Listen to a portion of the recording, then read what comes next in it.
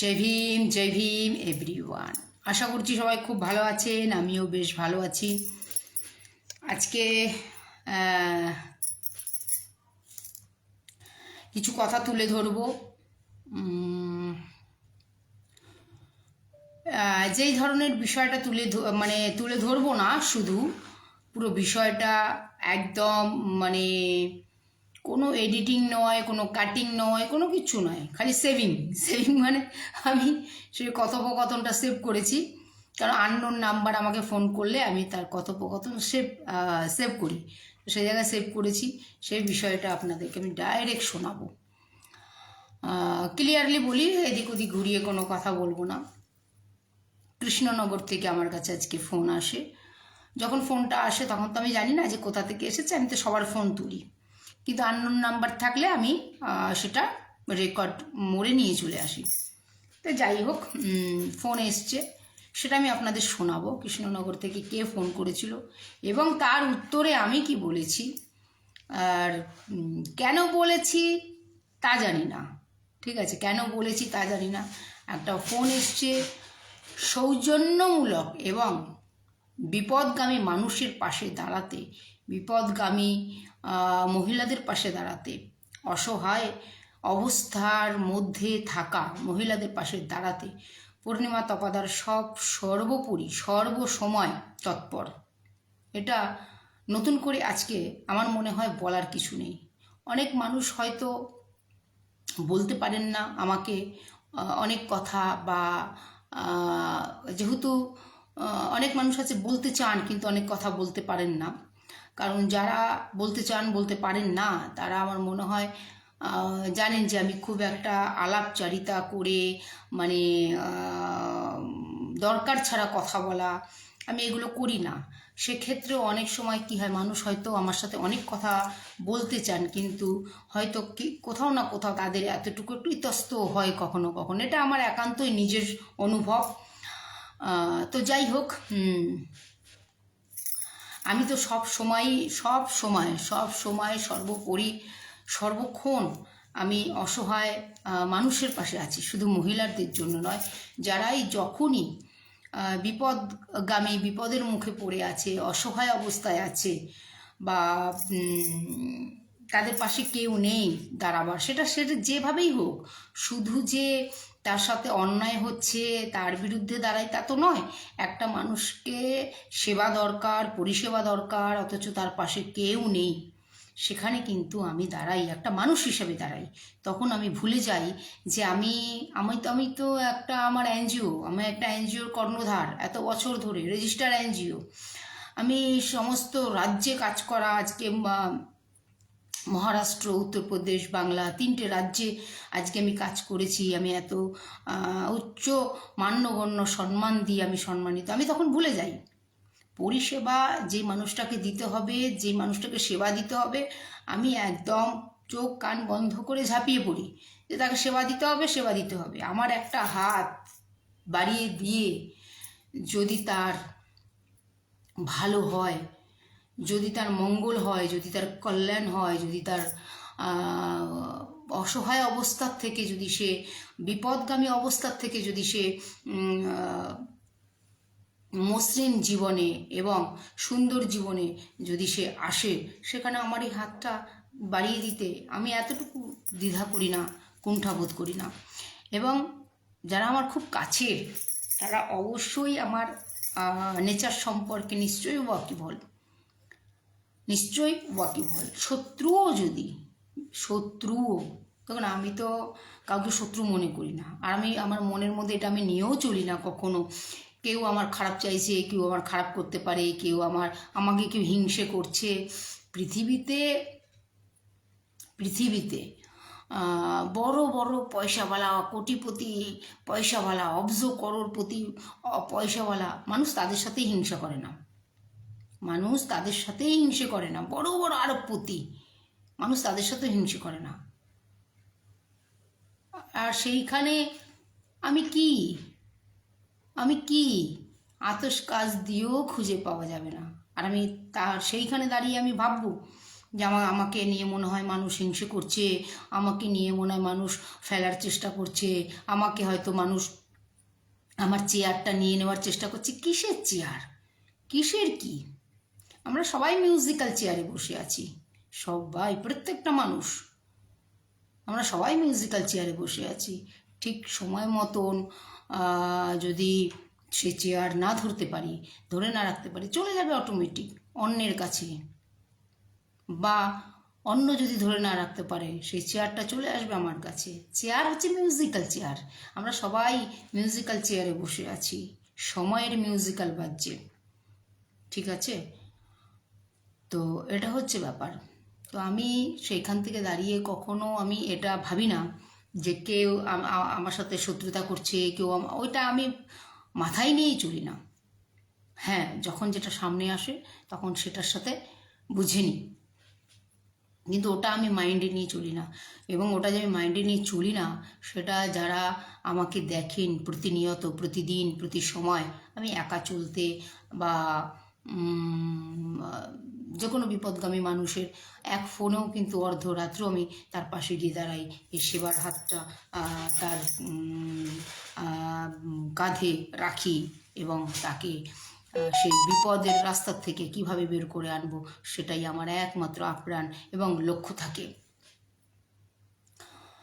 তো যাই হোক, আপনাদের সামনে আনবো কিছু বিষয়, আগামী সময় খুলাসা করব অনেক কিছু, সেটা পরের পার্ট।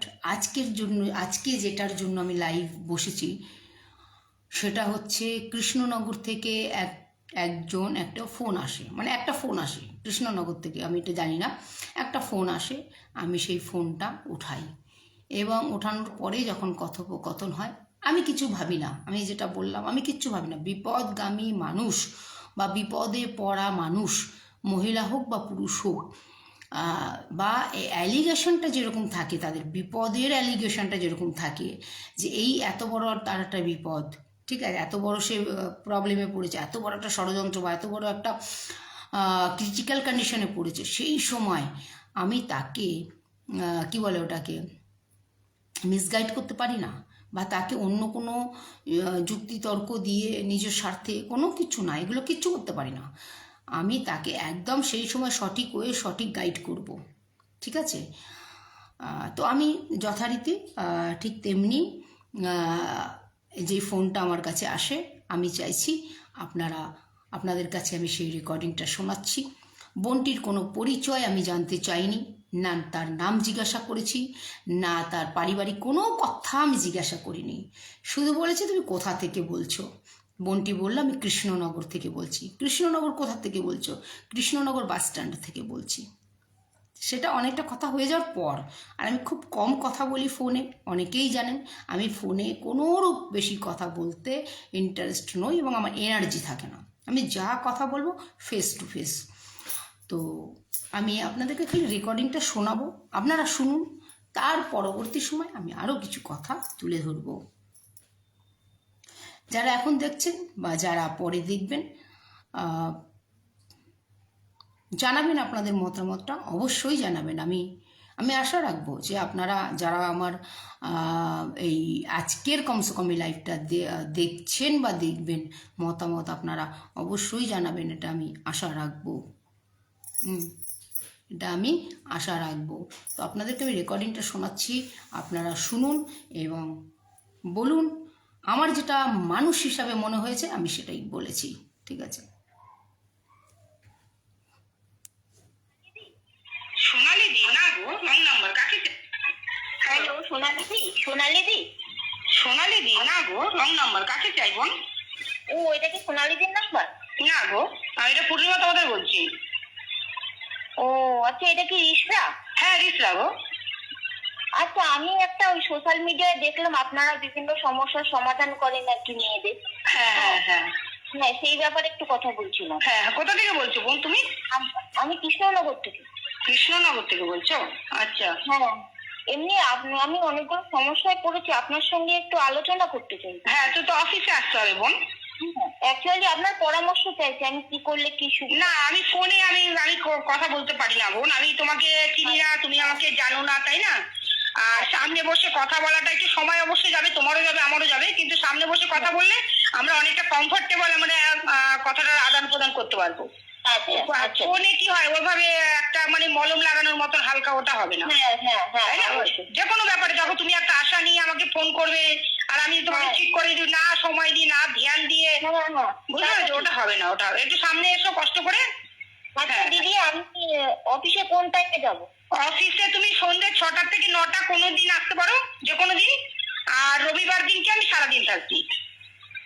সন্ধ্যা 6টা থেকে 9টা? 9টা, হ্যাঁ। তা তুমি রবিবারটা আসো। কৃষ্ণনগর কোথা থেকে বলছো? কৃষ্ণনগর বাস স্ট্যান্ডের কাছেই যাবো। আচ্ছা, কৃষ্ণনগর বাস স্ট্যান্ড, আচ্ছা আচ্ছা, হ্যাঁ ঠিক আছে, তুমি আসো না। তোমার ওখানেও তো সমাজসেবী একজন আছেন বড়, কি নাম বলুন তো? বাবলি মুখার্জি। হ্যাঁ আছেন, কিন্তু মানে যে প্রবলেমটা বলছি, সেই প্রবলেমে আমার সঙ্গে একজন মানে খুব মানে খারাপ বিয়ে করেছে, যেটা হচ্ছে মানে বিয়ের প্রতিশ্রুতি দিয়ে সহবাস। না, লেকিন বাবলি মুখার্জিও ভালো সমাজসেবা, অনেক বছর ধরে কাজ করতে, আর তো কাছে, তোমার কাছে পড়ে, ওরা আমার একদম বান্ধবীও। তুমি ওর কাছে চলে যাও, বলে পূর্ণিমা তোমাদের দিদি পাঠিয়েছে। হ্যাঁ কিন্তু দিদি মানে যে অপরাধী সেও সমাজসেবিকার ভাই। সমাজসেবিকার ভাই মানে বাবলি মুখার্জির ভাই? না না না, অন্য আরেকজন সমাজসেবিকার ভাই। হ্যাঁ, তো তুমি তো অন্য সমাজসেবিকার কাছে যাচ্ছ না বোন। আচ্ছা আমার কথাটা বুঝবে, আমি তোমাকে খারাপ পরামর্শ দিচ্ছি না কিন্তু। কারণ কৃষ্ণনগর থেকে রিসরা মানে মোটামুটি তুমি ট্রেনেও যদি ঠিকঠাক করে সফর করো তার 3.5-4 ঘন্টার রাস্তা বোন। আচ্ছা হ্যাঁ, যে আসতেই খালি 3.5-4 ঘন্টা রাস্তা, আবার তুমি ব্যাক করবে, কথা বলবে কমসে কম 2-3 ঘন্টা। এর চেয়ে বরঞ্চ ওই তোমার পাশেই বাবলি মুখার্জি রয়েছে, ও একদম আমার খুব জিগরি বান্ধবী, ওকে বলবে যে আপনার বান্ধবী পূর্ণিমা তপাদারই আপনার কাছে পাঠিয়েছে। আচ্ছা, কেন এতটা সাফার করবে বলো তো? তাহলে বাবলি ম্যাডামের নাম্বারটা একটু নাম্বারটা তো তুমি শোনো না, ওখানে তুমি যেইখানে আছো তো সেইখানে সব, ওখানে কাউকে বলবে দেখিয়ে দেবে, মহাপ্রভু বাস স্ট্যান্ডের পাশেই ওর অফিস। আর ওর ভালো নাম যশ আছে কৃষ্ণনগরে। আমি বলছি শোনো, তুমি ওর সাথে একবার আলোচনা করতে তো তোমার অসুবিধা নেই। আলোচনা করো না, তারপর আমরা তো সবাই আছি, আলোচনা করে দেখো। এতটা দূর কেন তুমি জার্নি করবে বোন? হ্যাঁ, কারণ দিদি যিনি অপরাধী তার দিদি সমাজসেবিকা এবং আমাকে সমানে হুমকি দিচ্ছে যে আরে ভাই, কারোর দিদি সমাজসেবিকা হোক, কারোর ভাই সমাজসেবিকা হোক, কিন্তু বাবলি মুখার্জির ভাই তো তোমাকে চিট করেনি। না না, বাবলি মুখার্জি তো একটা আলাদা পার্সন সমাজসেবিকা না। হ্যাঁ কাছের মানুষের কাছে আমি পাঠাচ্ছি তোমাকে, তুমি কাছের মানুষকে এতটা দূরে কেন জার্নি করতে আসবে বলো না? লড়াই দেখো এবার কি হচ্ছে, তুমি আসবে, আমিও তোমার জন্য লড়াই দেবো, কিন্তু কথা হচ্ছে অনেকটা ডিস্টেন্স না বোন, বলো? তাহলে তোমার সামনেই যখন একজন হাতের কাছে আছে, তুমি আগে সেটা চেষ্টা করো, ঠিক আছে? হ্যাঁ, ওখানে কাউকে জিজ্ঞেস করো, ওর নাম্বার তুমি পেয়ে যাবে ওনার। ঠিক আছে বোন, ভালো থেকো। হ্যাঁ, ভালো থেকো বোন। হ্যাঁ হ্যাঁ, ওকে। আপনারা আশা করি খুব পরিষ্কারভাবে, কেন আমি তো আমার এত লাউডলি আওয়াজ ফোনেও, আপনারা নিশ্চয়ই আশা করি খুব ভালোভাবে শুনেছেন আমি কি বললাম, আমি কি জানালাম তাকে, এবং সেখান থেকেই ফোনে কি আসলো। কিন্তু আমি অবাক হয়ে যাচ্ছি, আশ্চর্য হয়ে যাচ্ছি, কৃষ্ণনগরে বাস স্ট্যান্ডের পাশেই তার বাড়ি, সে ওখানকার কোনো ওখানে সমাজসেবিকা এত ফেমাস রয়েছে, অনেক সমাজসেবিকা রয়েছে, হ্যাঁ, সেই কৃষ্ণনগরের বাস স্ট্যান্ডের ওখানে দাঁড়িয়ে, হ্যাঁ, কৃষ্ণনগরের বাস স্ট্যান্ডের ওখানে তার বাড়ি, সে কৃষ্ণনগর বাস স্ট্যান্ডের ওখানে তার বাড়ি থাকা সত্ত্বেও, ওখানে এত সমাজসেবিকা থাকা সত্ত্বেও সে কৃষ্ণনগরে দাঁড়িয়ে, কৃষ্ণনগরে থেকে সে রিসরাতে ফোন করলো,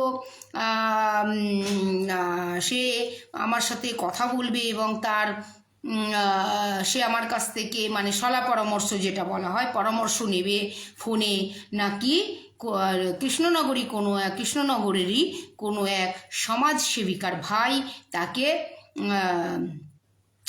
কি বলছে প্রতিশ্রুতি দিয়ে সহবাস করেছে।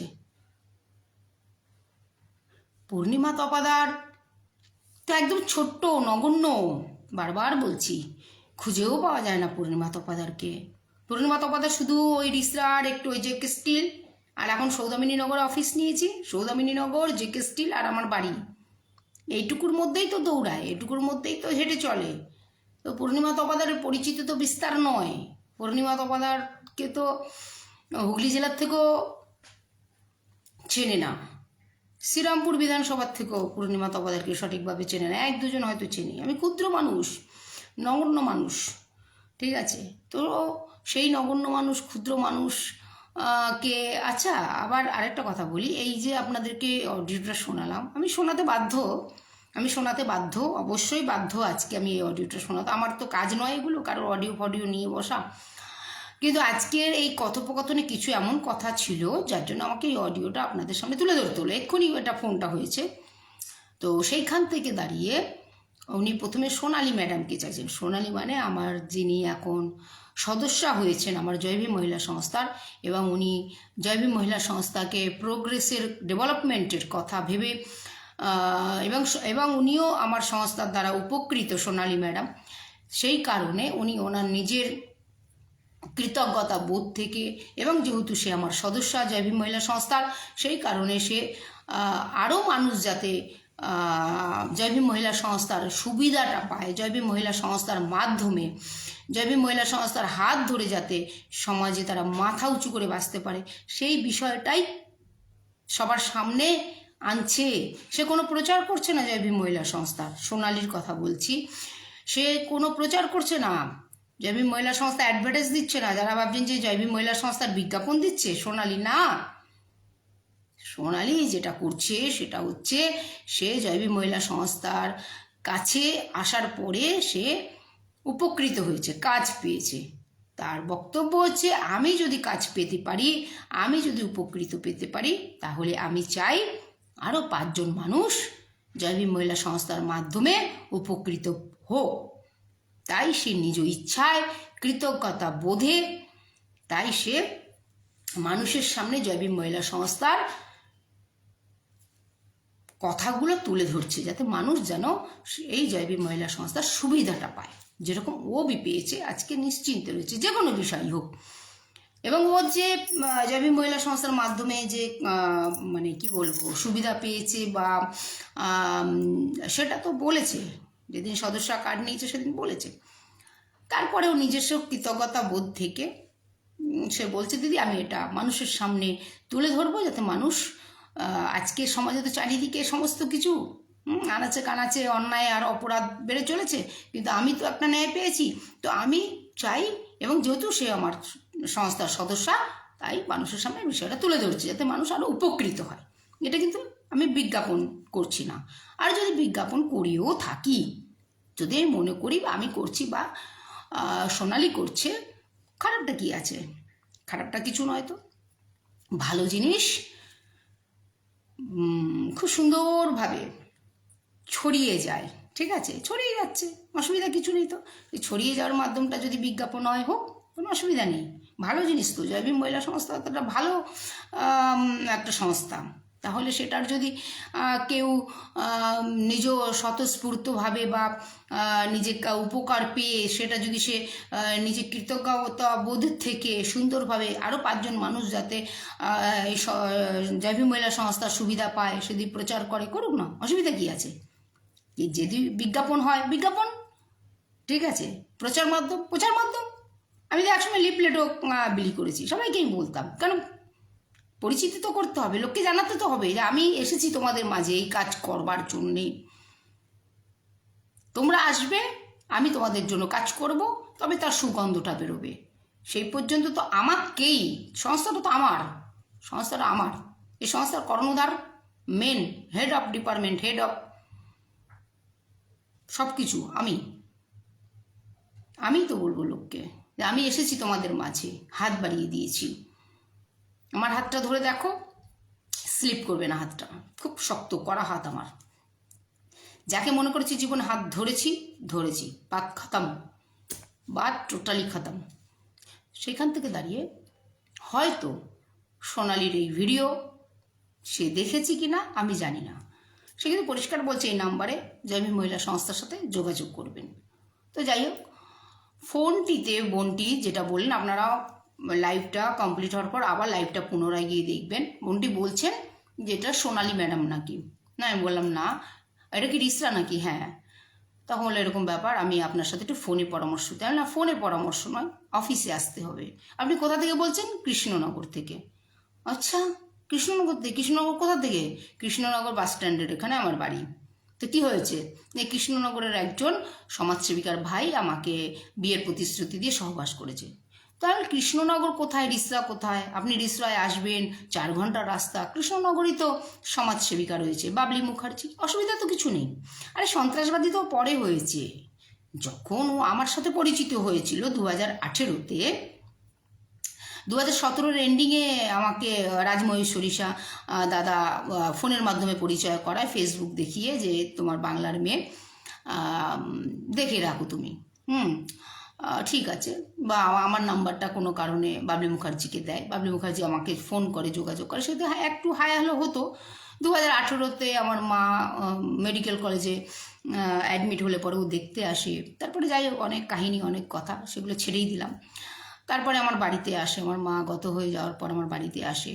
তখন তো সন্ত্রাসবাদী হয়নি, সন্ত্রাসবাদী তো পরে হয়েছে, একদম শিওর ফুল। আপনারা বলবেন হয়তো যে যাকে তুমি সন্ত্রাসবাদী বলছো তার কাছেই তুমি লোককে পাঠাচ্ছ। না না, লোককে পাঠাচ্ছি না, এতটা দৃষ্টান্ত করবার ক্ষমতা আমার নেই। আমি খুব ছোট্ট মানুষ, খুব নগণ্য মানুষ, সামান্য মানুষ।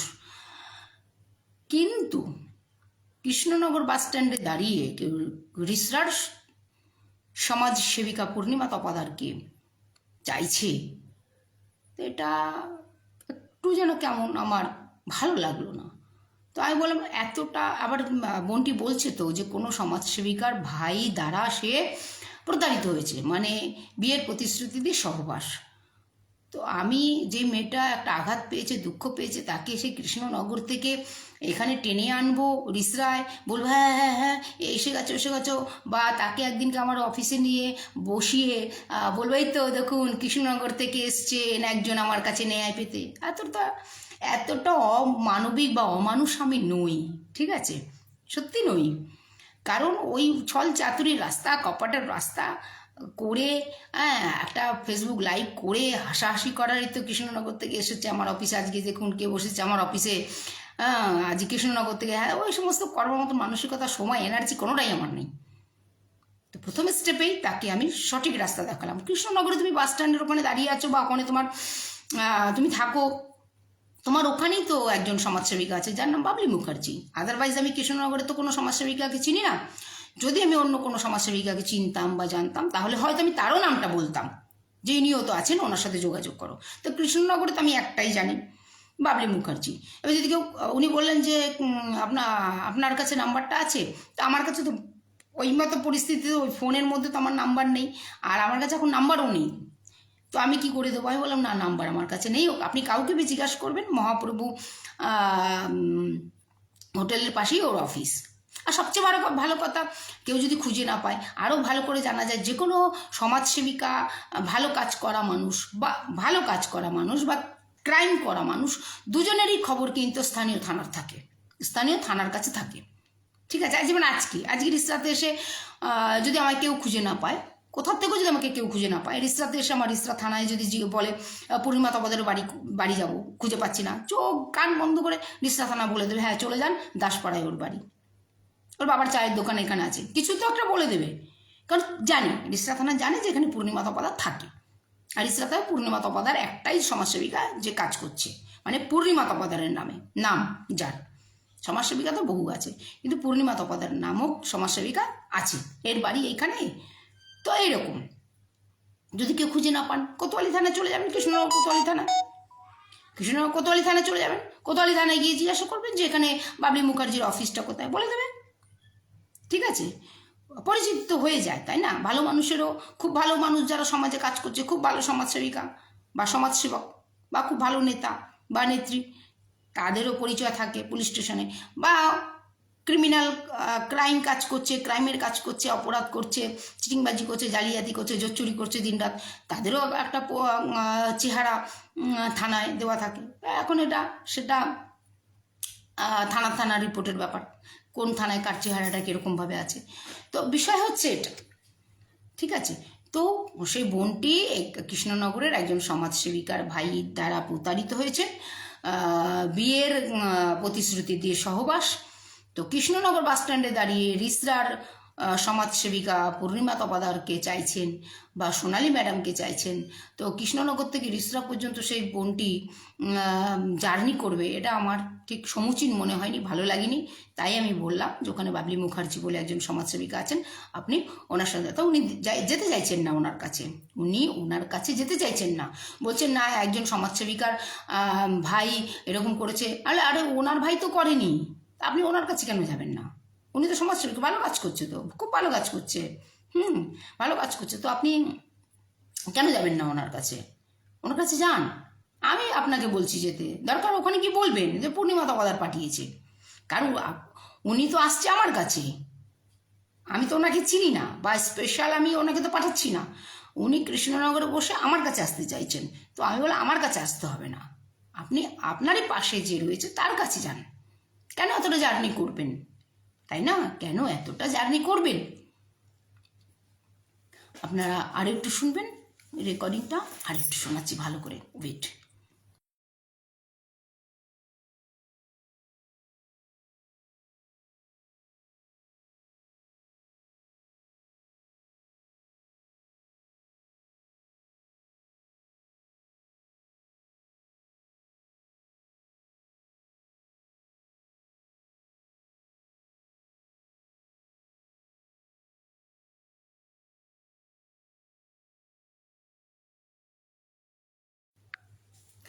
না, মোবাইলটা নিয়ে চলে গেছে, আর শোনাতে পারছি না, আপনারা রেকর্ডিংটা আগে গিয়ে শুনে নেবেন, এই লাইভের মধ্যে রেকর্ডিংটা রাখা আছে, ঠিক আছে?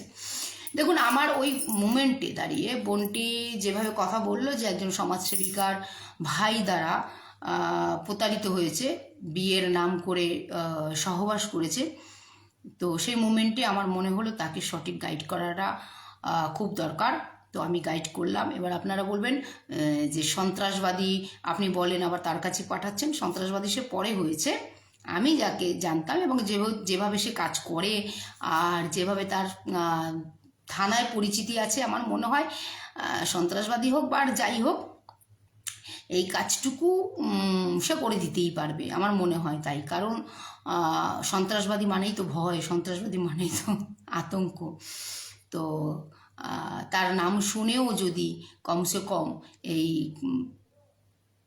যে প্রতারণা করেছে এই বোনটির সাথে, তাকে অ্যাটলিস্ট সে জব্দ যদি করতে পারে খুব বেটার হবে। যাই হোক, আমি অত জানি না, আমি মানুষ হিসাবে আমার মনে হলো যেটুকু তাকে গাইড করা দরকার আমি গাইড করলাম, কারণ আমি চাই প্রত্যেকটি মেয়েরা সুরক্ষিত থাকুক, প্রত্যেকটি মেয়ে ভালো থাকুক, প্রত্যেকটি বোন ভালো থাকুক, সমাজে সংসারে সুরক্ষিত থাকুক। আর তাই আমি বললাম যে এত দূরে জার্নি করতে হবে না, কারণ কৃষ্ণনগর থেকে রিসরা কমসে কম ট্রেনে 4 ঘন্টা লাগতে পারে, 3-3.5 ঘন্টা, তো 4 ঘন্টা, হ্যাঁ মিনিমাম 4 ঘন্টা আগে পিছু করে তো লাগবেই আমার মনে হচ্ছে। তো ফালতু ওখান থেকে কেন জার্নি করে রিসরা আসবে, পাশেই যখন এত বড় সমাজসেবিকা রয়েছে কৃষ্ণনগরে। আর আমি আশ্চর্য, আমি এটুকু এখনো পর্যন্ত আমার ক্যালকুলেটটা মিলল না, একদম ক্যালকুলেটটা মিলল না, যে কৃষ্ণনগর বাস স্ট্যান্ডে থাকা একজন মানুষ সে কৃষ্ণনগরেরই সমাজসেবিকার কাছে না গিয়ে সে ডাইরেক্ট রিসরায় ফোনটা ঘোরালো কেন, এটা কিন্তু প্রশ্নই থেকে গেল।